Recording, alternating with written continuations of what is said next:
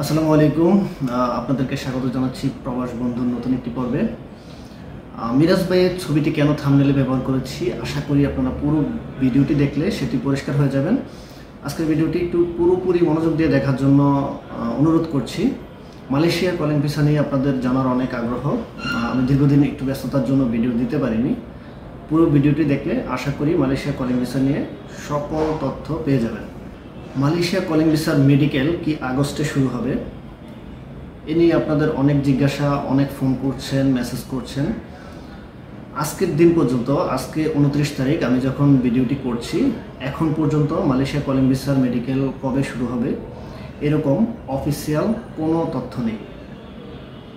আজকে 29 তারিখ, আমি আরেকবার বলছি, আজকে আমি এই ভিডিওটি যখন রেকর্ড করছি এখন পর্যন্ত মালয়েশিয়া কলিং ভিসার মেডিকেল কবে শুরু হবে এটি নিয়ে অফিসিয়াল কোনো তথ্য নেই।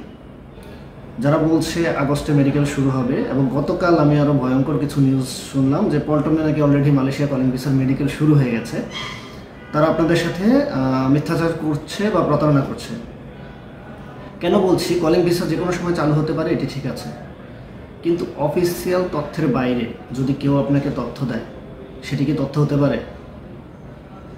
যখন অফিসিয়ালি ঘোষণাটি আসবে তখনই সেটি আমরা প্রচার করতে পারি। এর ছাড়া বিভিন্ন মাধ্যমে আমরা হয়তো অনেক তথ্য জানি, অনেক কিছু শুনি, সেগুলোকে প্রচার করার কোনো বিষয় বা 100% গ্যারান্টি দিয়ে দেওয়ার বিষয় অথবা মেডিকেল করে ফেলার মতো বিষয়।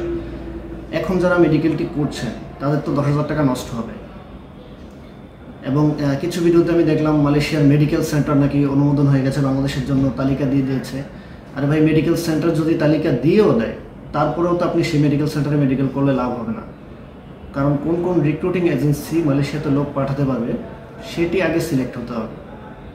রিক্রুটিং এজেন্সিগুলো যখন সিলেক্ট হয়ে যাবে তখন তারা আপনাদের মেডিকেলের আগে মাইগ্রাম স্লিপ, যারা গতবার মেডিকেল করেছেন বা মালয়েশিয়া যাওয়ার চেষ্টা করেছেন তারা জানেন যে মালয়েশিয়াতে মেডিকেল করতে গেলে একটি মাইগ্রাম স্লিপ ইস্যু করতে হয়, যেটি যে রিক্রুটিং এজেন্সিতে আপনি পাসপোর্টটি জমা দেবেন তারা আপনার মেডিকেলের আগে তুলবে।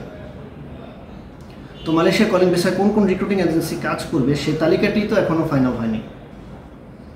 সেই তালিকাটি যখন ফাইনাল হয়ে যাবে তখন রিক্রুটিং এজেন্সিরা সিদ্ধান্ত নেবে যে তারা মাইগ্রাম স্লিপ তুলে কবে থেকে মেডিকেলটি চালু করবে। এর আগ পর্যন্ত যারা মেডিকেল করবেন তারা প্রতারিত হবেন, আমি আবারও সতর্ক করছি। পাসপোর্ট কখন জমা দেবেন? অনেকে আমাদেরকে ফোন করছেন যে অনেক এজেন্ট বা ছোটোখাটো কিছু এজেন্সি হয়তো পাসপোর্ট জমা নিচ্ছে, আমরা পাসপোর্ট কবে জমা দেব? মালয়েশিয়ার কলিং ভিসার অফিসিয়ালি চালু হওয়ার আগ পর্যন্ত আমরা কোনো পাসপোর্ট জমা নেব না।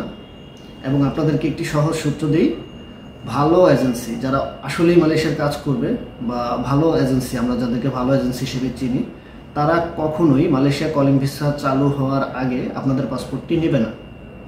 যারা আপনাদেরকে বলছে আগস্টে মেডিকেল শুরু হয়ে যাবে বা মেডিকেল চলছে, তারা দেখবেন বিভিন্ন কৌশলে ছলে বলে আপনাদের পাসপোর্টটি নিতে চেষ্টা করবে। তাই এই ধরনের প্রতারকদের ফাঁদে পা দেবেন না। কলিং ভিসা চালু হলে যখন অফিসিয়াল নিউজটি পাবেন, আমাদের চ্যানেলেও পাবেন, এবং প্রবাস খাত নিয়ে রেগুলার কাজ করেন মিরাজ হোসেন গাজী ভাই, আপনার কি মনে হয় যে তিনি আপনাদেরকে অ্যাটলিস্ট এই তথ্যটি দেবে না যে কলিং ভিসা চালু হয়েছে? কলিং ভিসা চালু হলে তখন আর আপনারা দেরি করবেন না, যেহেতু এবছর লোক নেবে মাত্র 50,000-এর মতো। কলিং ভিসা চালু হওয়া মাত্রই আপনাদের যে এজেন্সিতে ভালো লাগে, আপনার পরিচিত বৈধ রিক্রুটিং এজেন্সিতে সরাসরি পাসপোর্ট জমা দেওয়ার চেষ্টা করবেন, অথবা বিশ্বস্ত কোনো এজেন্ট থাকলে তাদের মাধ্যমে জমা দিয়ে যাওয়ার চেষ্টা করতে পারেন। এবার আসি আটকে পড়া 18,000 কর্মীদের জন্য কি নিউজ। আটকে পড়া 18,000 কর্মীদের মধ্যে 8,000 কর্মীদের একটি তালিকা ওয়েসেল নির্ধারণ করেছে। সে 8,000 কর্মীদের মোবাইলে, অর্থাৎ আপনি যে নাম্বারটি দিয়ে বিএমইটি রেজিস্ট্রেশন করেছেন সেই নাম্বারে পর্যায়ক্রমে তারা মেসেজ দিচ্ছে। আপনি আপনার জেলার সংশ্লিষ্ট টিটিসিতে মেসেজটি পাওয়ার পরে মেসেজটি নিয়ে যাবেন, গিয়ে 15 দিনের একটি ট্রেনিংয়ে ভর্তি হবেন। অনেকে মেসেজটি পেয়েছেন এবং অনেকে এখনও পাননি। এই মেসেজটি হয়তো পর্যায়ক্রমে পাবে, আমরা বিএমইটির সূত্রে যতটুকু জানতে পেরেছি 8,000 জনই পর্যায়ক্রমে পাবে, কারণ সবাই তো একসাথে যেতে পারবে না।